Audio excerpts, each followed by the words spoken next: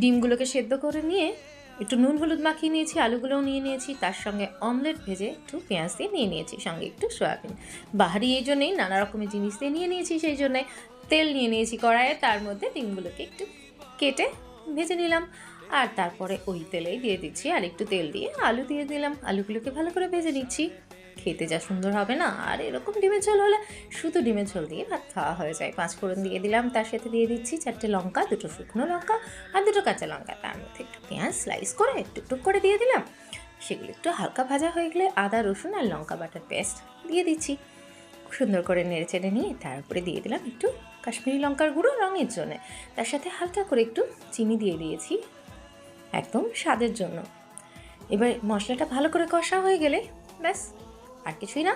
এর সাথে একের পর এক অ্যাড করতে থাকবো। দিয়ে দিচ্ছি আগে সয়াবিন সেদ্ধ করাগুলো, সয়াবিনগুলো ভালো করে কষে নিলাম। তার মধ্যে এবার কিন্তু দিয়ে দিচ্ছি হলুদ, যেটা ছাড়া আমাদের বাঙালির রান্না একদম অসম্পূর্ণ। দিয়ে দিলাম হলুদ, সমস্ত কিছু রেডি। এবার দিয়ে দিচ্ছি জল, ঝোল হয়ে যাবে। সয়াবিন, ডিম, আলুগুলো সেদ্ধ হয়ে এলে ডিমগুলো দিয়ে দেবো। অ্যাড করে দিলাম।